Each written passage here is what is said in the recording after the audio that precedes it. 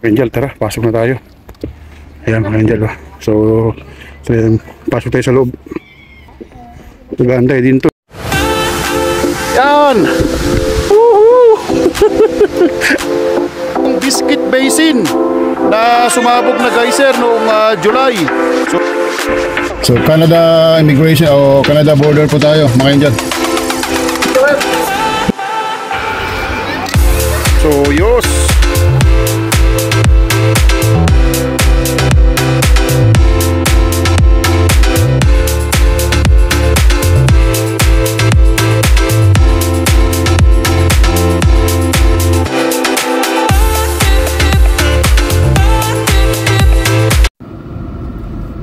Hula ho mga ka-Angel. So boboto po tayo ngayon sa Canada. So ngayon po yung election dito sa Canada. So kailangan nating bumoto. Isa nating responsibility yan. At iba pa yung, kasi iba yung style dito mga Angel. So may sa Pilipinas yung mga tao usually ang nakalagay. Ngayon party, yung partido. So yun ang iboboto. Let's say ang si Juan, ang partido niya ay national, for example. So yung national, kung gusto mo si Juan, iboto mo si yung national na party. So automatic, kung nanalo yung party na national, automatic si Juan ang magiging prime minister o kung sino man yung leader ng party. So tara mga Angel at i-try natin kung paano magboto. Dito parang style Pilipinas na school yung closest o yung nearest na school from your location address ay doon kayo buboto. So maraming option ng voting, may mga online, may mga advanced voting, pero hindi na tayo nakaboto nung nakaraan dahil busy. So ito na ngayon ngayong araw ang parang pinaka election day. So let's go. Tingnan natin kung paano ang sistema. So school tayo magboboto mga Angel. So I'm sure maraming mga nakapark dito ngayon. Mga Angel, oh, may nakalagay vote. Ayan, vote. Simple, hindi marumi ang boot dito. Ganyan lang siya, oh, boot. Ayun sa gilid-gilid mga Angel, oh. So hanap tayo ng parkingan. At yung iba dito nakabuto na, so paalis na. So tingin tayo dito ng ayun mga Angel, oh. So yung iba dyan nakabuto na talaga.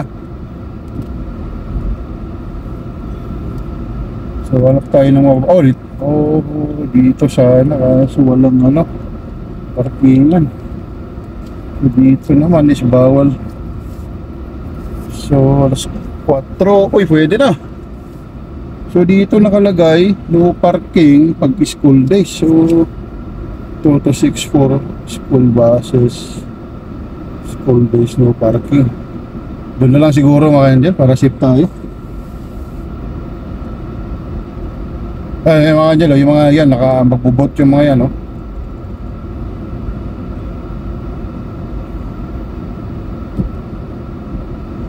Doon, nakabot na yung mga dito. So, hanap tayo dito. Oh, ito may alis. Sakto. So, alis to. So, tayo natin ito na makaalis. At,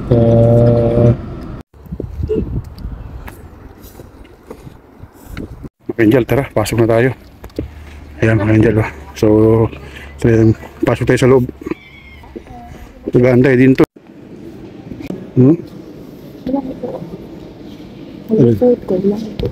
Wala. Mga Angel, so tapos na tayo. So ganun lang kadali. Simple. So tapos na tayo. So yun po yung banda doon, yung sa loob pa ng car kami nag school. So ayun mga Angel, tapos na tayo. Napakadali yung sistema. Isang check lang, ayos na. So ganun mga Angel, by party kasi sila dito. Hindi yung parang sa atin na may governor, congressman, may konsehal. So dito by party. So kung ano yung party na binuto ninyo, yun na yun, matik. Halos matik na rin yung mga sino yung mga magkakapartido. So ganun po yung sistema. Siyempre mga ka-angel, hindi natin pwedeng sabihin kung sino binuto natin, confidential. But siyempre pinili natin yung may experience na ano yung background sa education, ano yung background sa naging career niya, at siyempre yung economist, kailangan nung magaling sa economy. At saka siyempre mga ka-angel, yung kaya niyang panindigan, kaya niyang ipaglaban yung Canada, especially ngayon sa nangyayaring tariff sa US, tariff war sa US, yung kaya niyang panindigan, hindi pasisindak kahit sino mang leader yan sa buong mundo, especially ngayon na may mga issues sa tariff. So may nakikita tayong malakas na leader. So yun yung pinili natin. So yun mga ka-angel, at sana kung kahit sino mang manalo sa na party at sa Prime Minister especially, ay sana maayos yung mga naging controversial, yung maging issue. Kailangan na palakasin niya yung economy ng Canada. Concern tayo mga ka-angel kasi dito tayo nakatira na, at yung kanan niyang ipaglaban yung Canada kahit sino man yan na bansa ang nagiging kumbaga umaapi sa Canada, parang ganon. So hopefully ganon, na hindi pwedeng maging tuta, maging utos-utusan lang, ganon. Yung kaya niyang panindigan, ipaglaban yung Canada mga ka-angel. So ayun, at kumbaga strong Canada kumbaga. So ayun, tapos na, wala pang mga 1 minuto. Napakadali. Ano pala ang sistema mga ka-angel, meron silang ipapadala na parang voters information sa mail nyo. So may mga ganito sila mga ka-angel, ganito ipapadala sa mail nyo yan, para doon yung information ninyo, kung tama yung address, tama yung name ninyo, at saan kumbaga kayo magboboto. Kung hindi kayo boboto ng true online or yung mga early voting, kung mismong sa election day kayo, so ipapadala sila ng ganito sa mail. And then check nyo kung tama, dadalhin nyo po ito, yung voters information na ito, together with your valid ID, government issued ID, like yung driver's license, kasi kailangan may maganda yung may address kayo mga ka-angel, yung address din. So yun, and then check nila, pag na okay na, bibigay nila yung parang balota, sabi nila i-check nyo lang, tapos na. Kasi babalik nyo dun sa mga nag-assist doon, tapos ilalagay nyo rin sa parang ballot box, i-shoot nyo dun, then that's it, tapos na. So siguro pabilis lang ang result mga ka-angel, baka after hanggang 7:30 yata yung last na ng eleksyon. And then after that, baka maaaring malaman na natin ang mga resulta. And then hopefully ay walang mga issue. The next day. Hula ho mga ka-angel, good morning. So ngayon po ay medyo makulimlim na naman, at babadya yata ng ulan mga ka-angel, at saka malamig din. So tala po na sa good mood po kayo mga ka-angel, at para maganda po yung ating pagkakwentuhan ngayon. So bibili po tayo ng baon ng mga kids, at habang mag-drive tayo ay magkukwentuhan po tayo mga ka-angel. So una, yesterday ay bumoto po tayo dito sa election po ng Canada, at ang nanalo po, nalaman na po agad after I think 7:30 po yung mga last minute po ng pagboboto. And tulad ng sinabi ko kahapon, maraming option, pwedeng early voting, meron pa mga designated at proper location para sa early voting, at pwede rin pong online, You can apply through their website, Election Canada, kung gusto niyo pong bumoto ng through online. And then the third is the usual na ginagawa, yung pupunta po kayo in person doon sa designated po na voting location, that is usually sa mga school na malapit po sa address o yung current na tinitirahan ninyo, mga angel. So after the 7:30 they started mag-count na at i-check po yung mga vote, and then after a few hours nalaman na po yung nanalo. At ang nanalo po ay si Prime Minister Mark Carney, na pumalit po kay former Prime Minister Justin Trudeau nung mga nakaraang buwan. Ang party nyo pa is a Liberal Party, isa po sa mga top na political party dito sa Canada, na matagal na pong na-found yan, long time ago, mga 1800 pa po yata yan, mga angel. So malakas po talaga yung Liberal na party. So hindi po yung Liberal Party sa Pilipinas, mga angel. So iba po dito. And sa aking opinion, mga angel, yung current Prime Minister at yung ngayon na si Mark Carney ay maganda po yung track record niya, mga angel. Talagang economist, banker din po yata siya, naging chief po ng Bank England, ganyan, at connected siya of course dito sa UK. Ay masasabi ko siyang strong leader, dahil nung take over na siya, nung pinalitan niya po si Justin Trudeau, ay pinakita po niya yung kanyang kakayahan na kanya niyang tapatan o hindi nagpapatinag, lalo po sa banta po ng tariff ni US President Trump. So kaya niyang nakikita ko sa aking opinion na kaya niyang ipaglaban yung Canada. Hindi lang po about sa mga issue sa US, at for sure sa mga ibang bansa din. At sana at maging mas maayos pa yung Canada sa kanyang leadership. At kumbaga, kung okay yung Canada, sana po mas magaganda pa. At hopefully, mga ka-angel, sa kanyang leadership ay mabibigyan ng pagkakataon po yung mga tao na gustong magtrabaho, gustong pumunta ng Canada.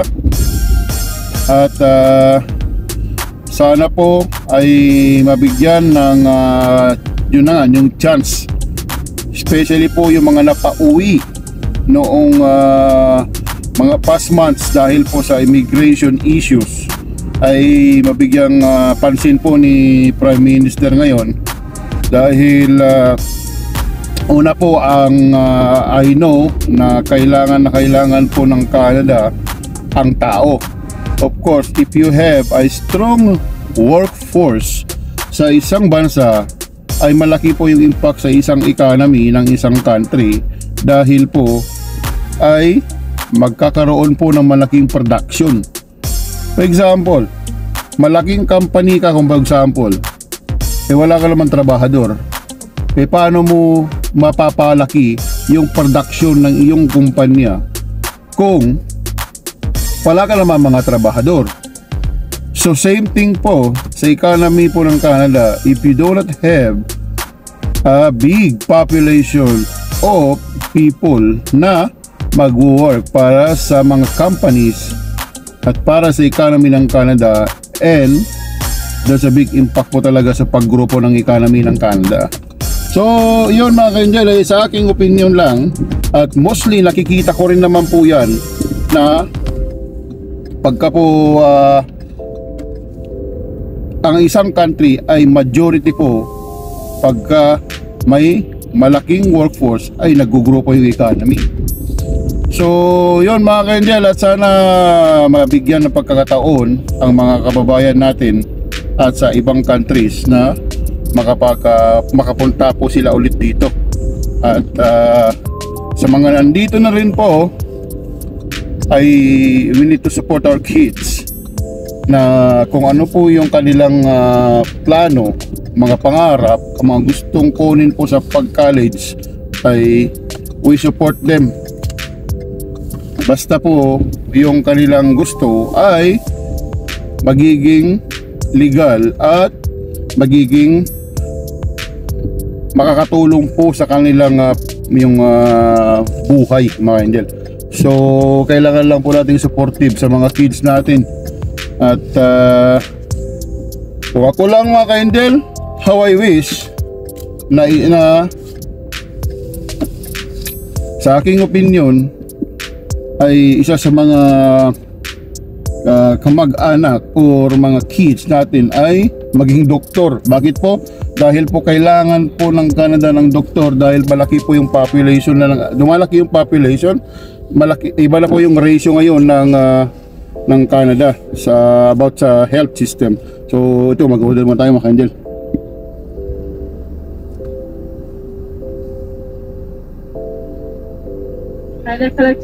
Hi, good morning. No? Go ahead. Hi, can I get one Happy Meal, What's drink? chocolate milk, Okay. and can I get also one extra hash brown? Okay. That's all, thank you. Afternoon, second minute, all the way around. Okay, thank you. So nag-order na tayo, mga angel. So yun. At ito, ibabahagi ko lang, mga angel. At yun na nga. Maganda yung health system ng Canada, but they are lack of mga doctors right now dahil po yung population nag-grow. Iba. So ganon. At sana at maging maayos ulit, mas maayos pa yung Canada sa pamumuno ni Prime Minister Mark Carney. So antabayanan po natin yan. At hope na maraming umaasa na magiging maganda pa lalo yung Canada. So ito, mga angel, at nag-aantay tayo ng yung in-order natin na baon ng mga kids. So yun lang po ang aking naibabahagi ngayon dito sa Calgary. At may mga naging kumbaga umayaw, bumoto sa ibang party, but we need to support. Kahit kontra ka, kailangan suportahan natin yung gobyerno. Nantay natin yung order natin. Yeah, thank you.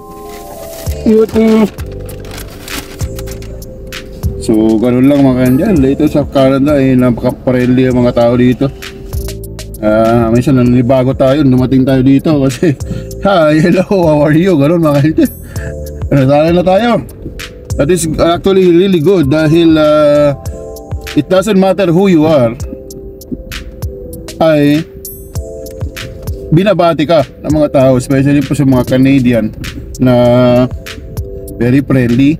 They don't care. I mean, they doesn't matter kung sino ka nga, immigrant, walang sinabi ko Filipino, ay nako, paulit-ulit kong sinasabi, mga kanyan, laking paghanga nila sa ating mga Pilipino dito.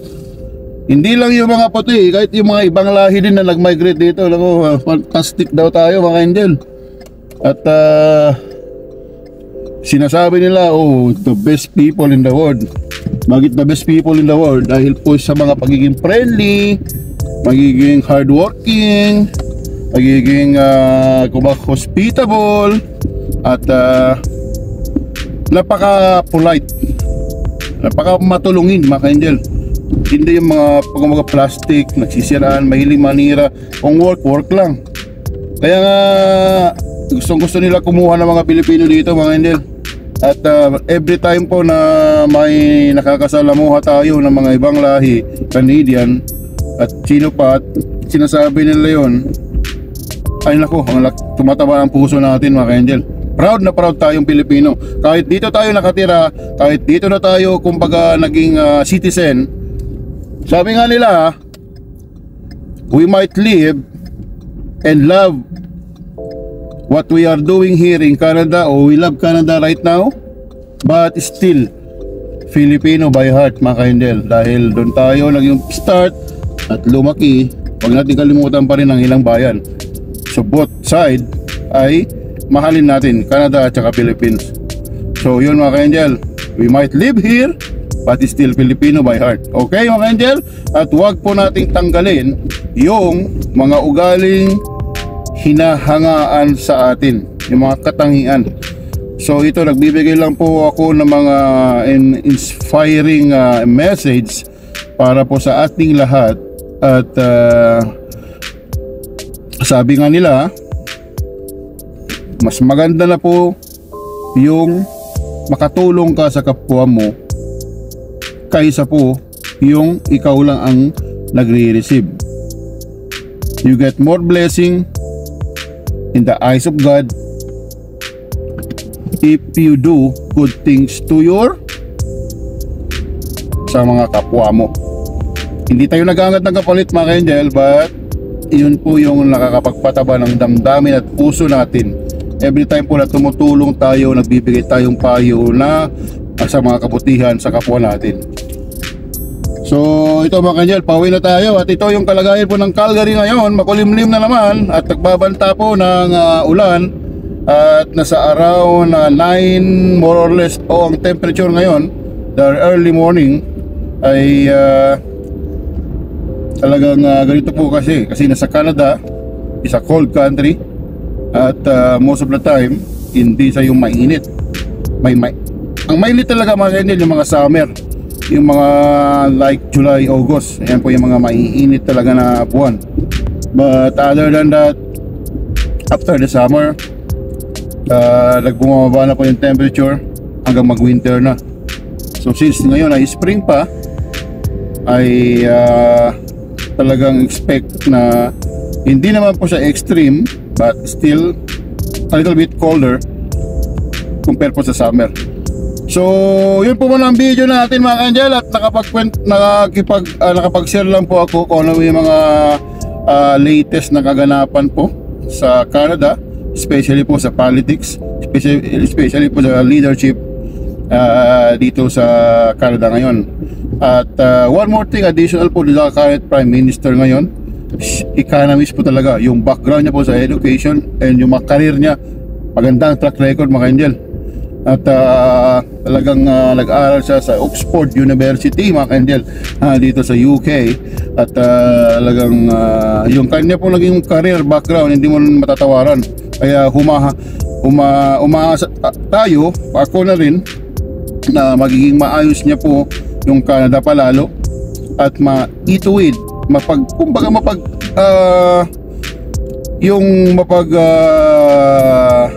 mapagkaisa, unity yung Canada, especially po sa mga kumukontra sa kanilang partido at naging kontra talaga sa mga naging policy ng mga nakaraang gobyerno, naging nakaraang prime minister. But sabi nga nila, mostly dito sa Canada, kung sino yung nanalo, they give support to the kung sino man po yung nanalo. So yun, mga ka-angel, at uwi na tayo at mag-aalit tayo ng mga kids sa school, and then after that mag-aanap buhay po tayo, mga ka-angel. So ito muna ang video natin, at ingat po kayo lagi. Don't forget to pray to God all the time. Sila po ang the most powerful, nagbibigay po sa atin ng mga safety, mga biyaya. Ang Panginoong Diyos lang po, at siya lang po. At wag po natin siyang kalimutan. Bisitahin po natin siya every Sunday. Hindi po every Sunday, kung saan po kayo maging maluwag. At bisitahin po natin siya sa church. Mag-pray po tayo, mga ka-angel. At yun. At don't forget to subscribe to my channel, Discover Angel, para tuloy-tuloy po yung ating pagbibigay ng mga information at lakwatsa at may share po sa inyo, mga ka-angel. So ingat po kayo lagi, at hanggang sa susunod na mga video natin, mga ka-angel. Okay? At thank you very much po sa panonood. May God bless you always.